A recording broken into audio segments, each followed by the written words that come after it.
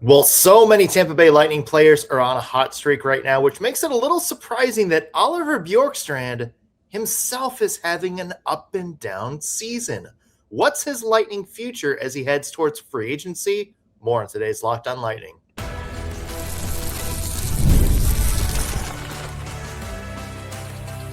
You're Locked On Lightning, your daily podcast on the Tampa Bay Lightning, part of the Locked On Podcast Network. Your team every day. Thank you for making Locked On Lightning your first listen of the day. Every single day, we are your free daily Tampa Bay Lightning podcast, part of the Locked On Podcast Network, your team every day. As always, we want to begin with a shout out to our everydayers. Those of you who tune into every single show, every single day, we love you and appreciate the support you give us week in and week out. I'm Nick Morgan, and I am joined by the chicken noodle soup to my saltine crackers, Greg Stephen. Greg, welcome in, my friend. Good morning. Nearing the end of the week, but no game last night, so we're going to talk a little Bjorkstrand today. We are. We're also going to do something fun called Lightning Round. We've done this a couple other times this season, but basically just a little bit of hot button topics that I have prepared for Greg. Greg's prepared some questions for me. And we're just going to dive into a couple of random off-the-wall questions about the Lightning, NHL, hockey in general. It's more of a fun topic, so stay tuned for that. That's coming up here a little bit later in the show. But let's begin with our top topic today, and that is, Greg, I can't tell what kind of season Oliver Bjorkstrand is having. I'm not sure any of us can, to be real with you. We dove into this a little bit yesterday, and maybe no player has had as confusing of a season for the Tampa Bay Lightning as Oliver Bjorkstrand. Now, obviously, Lightning made a big swing for him at the trade deadline last year, brought him and Yanni Gourde over in that deadline deal for a pair of first. Big move at the time, won a lot of pundits around the league still sort of raising their eyebrows at, debating a little bit. This year, I keep watching Bjorkstrand play every game. I check his stats every game, and I can't for the life of me figure out what kind of season he's having. Obviously, one of only 3 bolts to play every game so far, so plus there. Yeah. He's not getting a lot of ice time anymore. His average time on ice he's getting is the lowest it's been since 2017. His average time on ice 5-on-5, lowest it's been in his entire career. He's been bumped down to the 4th line, and I know it's not the best stat, but lowest plus minus on the team at -7. And yet, Greg, he's on the first power play unit. And as his scoring numbers are what you would expect maybe from a third line guy. And as you pointed out, he's got 12 points in his last 16 games. Yeah. So, Greg, help me make sense of this. What's going on with Oliver Bjorkstrand? It's a really good question. I think on the teams he was previously playing for, he was more of I want to call him a star, if you will, and he wasn't overshadowed a lot by other players. I think when he came to the Lightning, his role changed, and I think that plays a huge part in why it's so confusing how his season has gone. He's not going to sit on the top line. You got Cooch and Point and Hagel and Cirelli are going to play before him, right? I mean, there are just so many guys that I think you want to play before Oliver Bjorkstrand. And that sounds kind of harsh, but at the same time, it's like when he was on the Jackets, who were you really playing above him? I mean, not really anyone, and he was more of a top line guy there and more of a top line guy in Seattle, or at least they tried to use him like one. Exactly. And his responsibility on those teams, I think, was more significant than it is on the Lightning. And this is actually a big reason why I wasn't a huge fan of the trade, because I think, you're changing this guy's role significantly, and we're seeing that now. But at the same time, as you said, he's on the first power play. So it is definitely confusing. I think his role is as a whole is very confusing. Um, but there are moments where you're like, oh wow, thank God we have Bjorkstrand. Yeah. Um, and it's funny, I think I've mentioned this before as well. It's like I think the team really made the swing for Bjorkstrand, and we're lucky to get Yanni back at the same time. When in reality, I think right now, the trade looks more like you wanted Yanni and you got Bjorkstrand as the additional piece. I agree with that 100% And, there. and I just think that's so interesting that happened that way, especially given both their ages and their styles of hockey. But yeah, I don't know, man. It's tricky. Like you said, I think he's got 12 in his last 15. So he's obviously, I don't know if he's been motivated by the fact that, things are kind of changing for him. But But that's the confusing part is, yeah, he's got good numbers and blah, blah, blah. He's motivated and he's had a good little hot streak the last little bit, but then why is he getting less ice time? Like, why is he on a fourth line that is not really being utilized a lot in different situations by John Cooper? And there's definitely spots he could play up front. Like there's definitely openings there. yeah, I mean, it's a great question Yeah. that I don't have the answer to, but it's definitely confusing. I have no idea how they're viewing him right now. Mhm. Cutting his ice time this significantly, I think, is a bit of a shock, to be honest with you. I think I'd play him way more than maybe like James and Gage right now, but Yeah. at the same time, Gage has found some chemistry up there on that well, first. yeah, line. exactly. Yeah. And I was gonna say, I mean, we already know that Gage can play well with Cooch. We've seen it last season. We're seeing it a little bit now, and yeah, I don't know. I think especially on the power play, very interesting. They haven't even tried slotting in someone else if they feel that way about him, given how he looks time wise on the ice. Okay, so here's where the interesting conversation about Bjorkstrand comes in. Is obviously this is the final year of his big contract, 5 years, Mm-hmm. $5.4 million AAV. And other than Darren Radish, who we've talked about at length, he's kind of the only other big matzo ball still unsigned going into next season. Mm-hmm. Look, for the man's not getting $5.4 million a year next year. At least not from the Tampa Bay Lightning. But the thing is, Greg, as you and I have both just discussed, a player like him does have value for the team. The question to me is going to be how much value he brings to your team versus how much you're going to want to pay for him versus do you think there's somebody out there either on the roster right now or in the system right now or that's going to be available during free agency or trade that you think you can get for cheaper that does kind of the same thing that Oliver Bjorkstrand does? Right. And it's a tough question to answer. I think also you have to remember you got to see what he values himself at as well. Because let's say this would never happen, but let's say he says, I'll play for $1 million a year. You take him, right? I mean, why would you let him go? Yeah. But yeah, you're certainly, like you said, you're not giving him 5.5. That's not happening. Yeah. If there's a no risk contract to be had here, then yeah, like I wouldn't mind taking just another flyer on Oliver Bjorkstrand. Right. Because, like you mentioned, I do think that there is some value that Oliver Bjorkstrand, I think, has provided some value to the Lightning this year. Yeah. It's just, I mean, I'll be frank. I don't think what he's giving the Lightning right now is worth the contract they're paying for him. Agreed. But I also think that Bjorkstrand's not a bad hockey player. No. There's certainly worse hockey players out there. And having somebody like him on your third and fourth line is huge. That's a lot of depth right there. And, somebody who has had experience in the NHL a long time as a pretty solid player, having somebody like that in your bottom six is huge. So I don't mind taking another flyer on Oliver Bjorkstrand. don't think it's going to be for his current salary.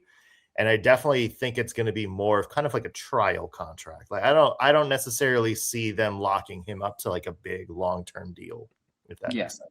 No, I'm with you. I don't think that's going to happen either, but a lot of hockey left, so you can't count them out just yet. But yeah, I think someone left an interesting comment on our YouTube yesterday that I want to bring up, but I'll bring it up in the next segment. Oh, okay. Mhm. On Bjorkstrand? Yes. Well, we're going to lightning round next, so Oh, are we? Okay, just okay, go ahead okay. and drop it. Yeah. Okay. Someone said, would you just trade 1-for-1 Bjorkstrand for Marchessault? And And I would not touch. I'm gonna drop some insider knowledge from Nashville. let's hear it. I would not touch Marchessault with a 10-foot pole. What's the reason there? Just I would not touch him with a 10-foot pole. That's all I'm gonna say. Interesting. Okay, all right. I would not bring Marchessault back to anywhere near this team. Wow, very interesting. Okay. Yeah.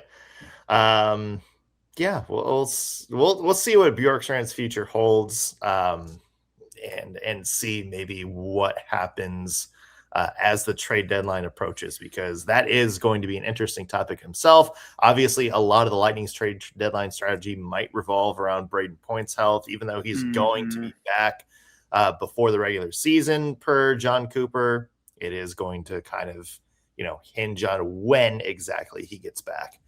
And how the Lightning do heading into the next month or so of hockey. Yeah. And I think with the defense too, they're all injured. So yeah, there's a lot of variables at play here, but should have a better idea of Lightning's trade strategy once people start coming back.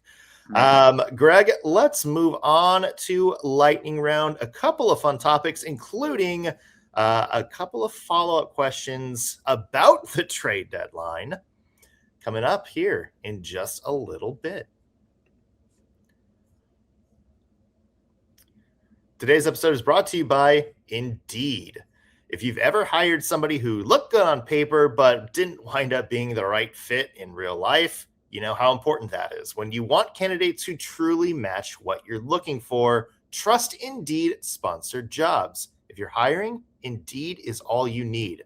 Stop struggling to get your job post seen on other sites. Indeed sponsored jobs puts your post at the top of the page and helps you reach the right candidates faster. If I ever needed to hire somebody for the show, I don't. Greg's awesome. I'd go straight to Indeed and be very specific about what I needed. Real experience, not just resume buzzwords. And instead of struggling to get my job post seen, Indeed sponsored jobs helps my listings stand out and sends it to quality candidates faster so I can find potential matches faster. According to Indeed data, sponsored job posts directly on Indeed are 90% more likely to report a hire than non-sponsored jobs. So spend more time interviewing candidates who check all of your boxes with less stress, less time, and more results using Indeed sponsored jobs. Listeners of Locked On Lightning get a $75 sponsored job credit to give your job the premium placement it deserves at Indeed.com/lockedon. Just go to Indeed.com/lockedon right now and support the show by saying you heard about Indeed on this podcast. Terms and conditions apply. Hiring, do it the right way with Indeed. We're back on Locked On Lightning. Nick Morgan here alongside Greg Stephen. And Greg, we are doing something called Lightning Round. These are just a bevy of fun questions related to the Tampa Bay Lightning, related to the NHL in general, or just, some general hockey knowledge questions here for you. Greg, I'm going to drop the first question here. Okay, let's hear it. All right. Name one player, Greg, who you think will be the biggest X factor for the Lightning's success the rest of the season. One player. Okay. Am I including the playoffs in this question? Yeah, absolutely. Okay. Great question. I'm going to go with Gage Gonsalves. Wow. Okay. I'm remaining faithful to my boy. I said that he was going to be strong this season. He didn't have the best first half. He's looking a lot better, and I think he came to life near the end of last year and in the playoffs. So I'm going to go ahead and count on him again. So you're rocking with some depth here. You're going a little bit deep cut. I'm in the Gage Gonsalves pool. I want to hear yours, though, now. Mine's less spicy than that. Mine is Andre Vasilevskiy. Okay. Well, I mean, that's very valid. And look, there's so many great players on this team right now. Nikita Kucherov is absolutely on fire, going to be one of the NHL's best. So many other players are cooking, but Andre Vasilevskiy, to me, is the eraser when things don't go well. He's like the insurance plan for the Lightning. And I think as the season goes on, the Lightning are going to wind up in games where they're not necessarily on it, so to speak. The Pittsburgh game the other night was a good example of that. You saw what happened. The Lightning did not play their best game, and they won because Vazzy came up huge in the overtime, third period, and in the shootout especially. I think Vazzy is going to be the X factor for the rest of the season because of that, because I think he's going to be the guy that gets the Lightning out of jams when they're not playing their best hockey. That's huge in the playoffs. That's huge down the stretch. So, yeah, Vazzy is my X factor for the Lightning's success for the rest of the year. Very valid. All right, Nick. Drop one on me, man. All right. I'm gonna resurface a few questions I've previously asked you. It's a Macklin Celebrini reference here, isn't there? Yeah, there's going to be one coming soon, I'm sure. But the first one I have for you is, now that we are a little over 40 games through, do you still think that the Avalanche will have more than 10 losses in regulation? What are they at right now? They're at 4, right? And they lost 2 back-to-back against us and against Florida. Yep. I haven't looked at their schedule. I think a lot of this is going to depend on how much they play the East. Okay. The West isn't good. I think it also depends on how many home games. West, there's a lot of bad teams there right now. It's a tricky one. You know what? Screw it. I'm doubling down. I think they get some losses. I can't backtrack now, man. That's fair. I think they stay under. You still all right? So you're going, and that would be a record set. It would be. Yeah. I mean, they're unbelievable, though. No, sure. I can't stand them, but they're unbelievable. Yeah, I mean, kudos to them. Yeah, I mean, I can't like any team that has the guy that rivals Cooch in the leaderboard. Yeah, I mean, that's also the big thing is how many game changers do they have on their team, and they're getting great goaltending from 2 goaltenders. Yes, at the moment, but I don't know. It's going to be interesting. I still think that they're going to wind up at 10. I think it's absurd if they don't get to 10. If they do, one of the best seasons in NHL history for sure. Yep, absolutely. All right, Greg. Next question I have for you. Another fun one. So we're talking about the trade deadline, moves you would make, all of that. I'm going old school from this one. Name one player from the 2004 Stanley Cup roster in their prime that you would put on this roster, this current roster, for the rest of the season. It's San Luis, right? I think you could go San Luis. You could go Brad Richards. Ruslan Fedotenko had 12 goals in the postseason. I'm going San Luis.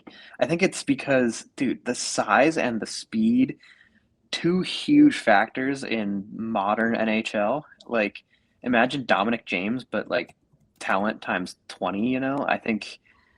I'm taking San Luis. I think. Okay. How about you? Ooh, I'm going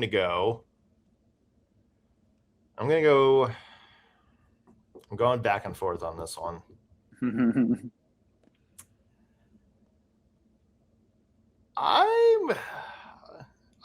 almost going to go deep cut here. I'm going to go Dave Anderchuk. Oh, nice. Because look, I'm happy with the Lightning's top 6. I mean, you put Marty St. Louis across from Nikita Kucherov, and that line is unstoppable. But imagine the depth of having, Anderchuk in the bottom 6 for you. That's true. And all of a sudden, you're getting a fourth line with Andreychuk on it. Somebody that can play wing, somebody that can sometimes play center, more of a valuable piece. And I think that shores up the Lightning's back end a little bit more than the front end. I mean, look, there's no shortage of players. Like, you can pick Dan Boyle and put him up there and be like, hell yeah, like, that's true. Defense is rocking now. I don't know where Dan Boyle will play because all the defenders are looking pretty solid, but yeah, okay, I'll go Andreychuk because I'm going to build from the bottom back up. I love where the Lightning's top half of the offense is right now. Mm-hmm. Agreed. But I'm only picking San Luis right now too because points out and kind of comparable maybe. Yeah, I mean, I guess the other thing is go for is who is the better face-off guy? I can't remember off the top of my head. Was Lecavalier or Brad Richards the better face-off center? Great question. I do not know. I think it was Lecavalier. I think so too. I think it was Vinny. But whichever one of those two is better at face-offs, that would be another. That's the guy we need right now. Yes, exactly. All right, more coming up for lightning round in just 1 second, including Craig. I got a Macklin Celebrini question for you. Oh, I think it's going to be spicy. Okay. So that's coming up here in just 1 second. Today's episode is brought to you by FanDuel. We are right in the thick of the NFL playoffs, and FanDuel is officially in playoff mode. Every game during the NFL playoffs, FanDuel has given customers even more ways to get in on the action. Because right now, every NFL playoff game day, FanDuel users get a profit boost pack waiting for them inside the app. That's right. Each game day, you'll see a pack loaded with multiple profit boosts that you can apply to the bets that you like the most. All you have to do is open your profit boost pack first thing on game day and see what boosts you want to apply. The boost lets you lean into your game day instincts, whether you're backing momentum, defense, quarterback play, or coaching. The boost gives you more juice on the bets you already like and forcing you to put a new bet down on something new. Every bet feels bigger, and the boosts make your bets feel that way too. So you make your picks and then apply your profit boost to go after even bigger payouts while the playoffs get rolling. So visit FanDuel, official sportsbook partner of the NFL, and grab your profit boost pack every NFL playoff game day. You can also get started on the FanDuel app. Get started. We're back on Locked on Lightning. Nick Morgan here alongside Greg Stephen. All right, Greg, you got a question for me? Yeah, but now I'm nervous I'm going to steal yours. I don't think you will. Okay, perfect. Who finishes higher on the points leaderboard? Nikita Kucherov or Macklin Celebrini? Nikita Kucherov. You think so?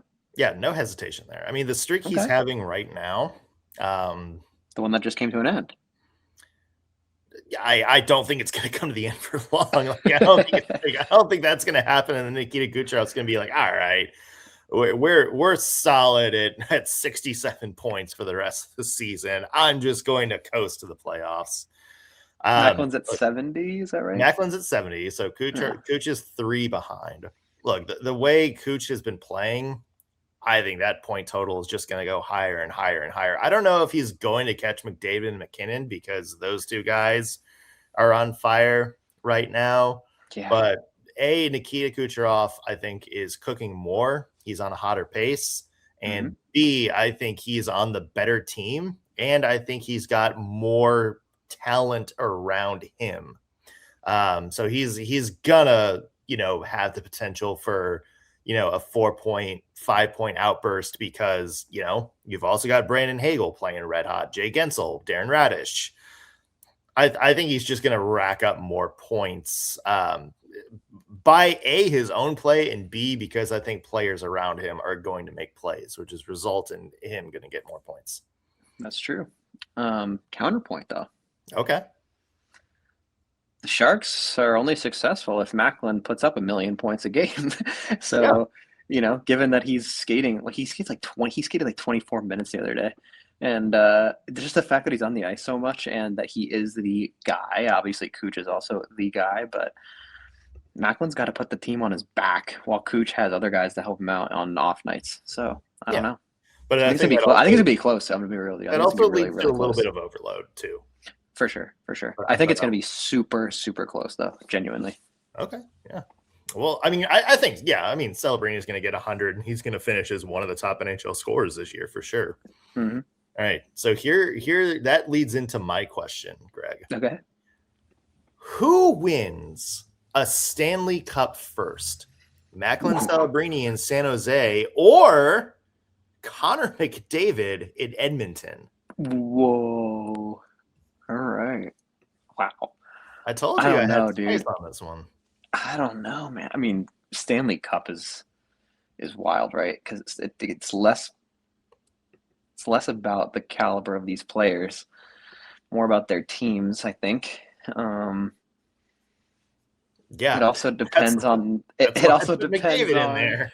Well, you said McDavid with the Oilers too, and let's just say, for argument's sake, they don't win this year or next year. Does he stay an Oiler? Is the other question. So I'm gonna say within the next 2 years, the Oilers would have to win. I don't know. I don't think the Oilers beat the Avs. I don't think they beat the Stars anymore. Right now, as the goaltending stands, I don't know, man. This is tricky because the Sharks are a long way away as well. I mean, they're not winning in the next 5 years, I don't think. But is McDavid going to be an Oiler in 3 years? I don't know about that either. I don't know. No, he signed that little 2-year bridge deal, which was kind of the last chance. Was kind of the all right. You've got 2 years to be good. Mm-hmm. Can you be good? Can I? I'll let you think, but can I give my take? Yes. I'll say this. I think the Oilers right now have a better core right now.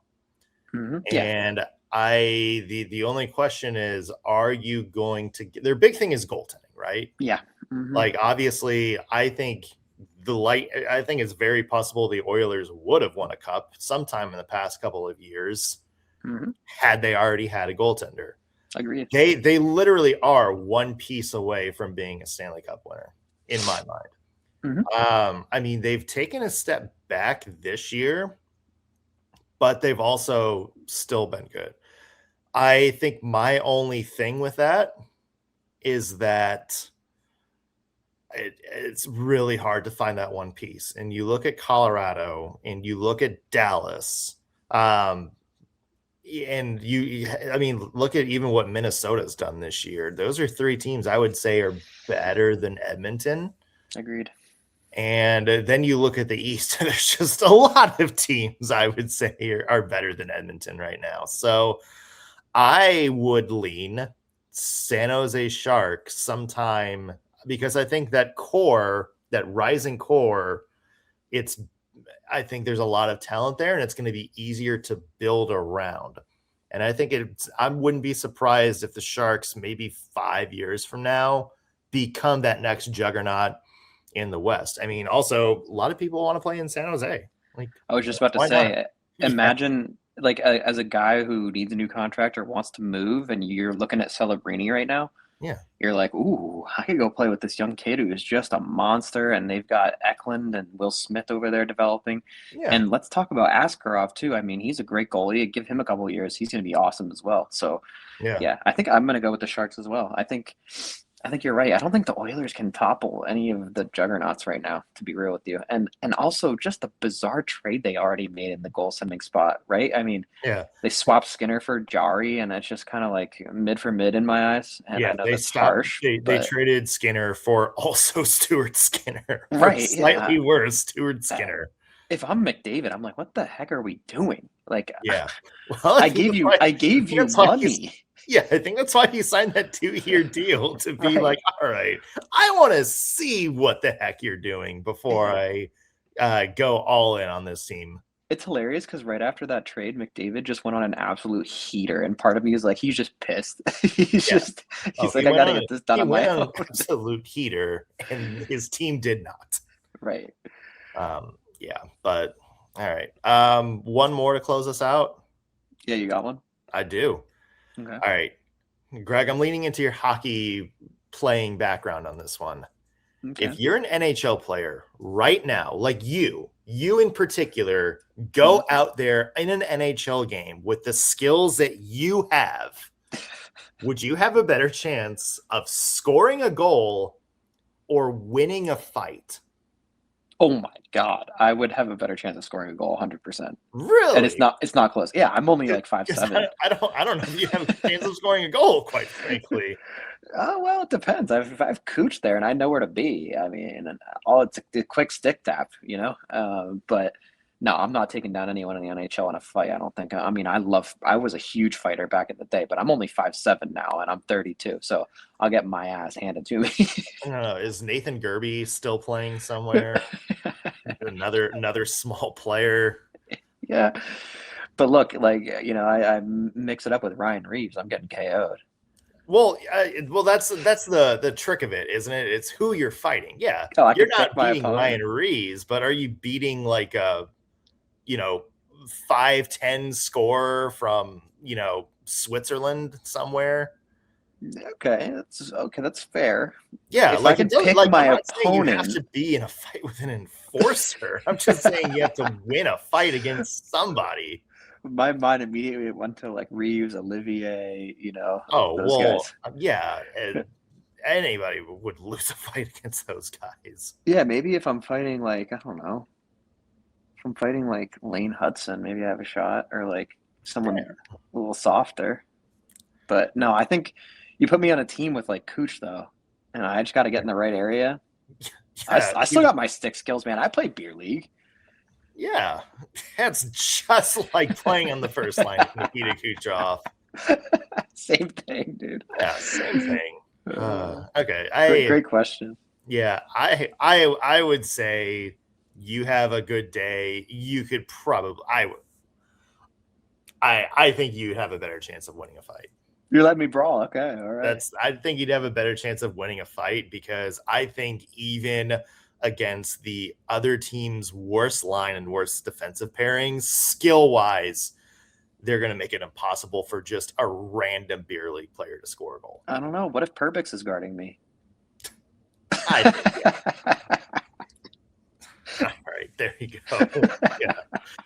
Unwarranted hate. I don't know. At this rate, you're gonna like look over to your right and see Oliver Bjorkstrand on his line, and he's just gonna be like, "John Cooper put me here, man. I don't know what's going on." No. Yeah. All right. So that was lightning round. We'll do more of these throughout the season. Tomorrow, though, Lightning go for win number 12, franchise record against the St. Louis Blues. Can they do it?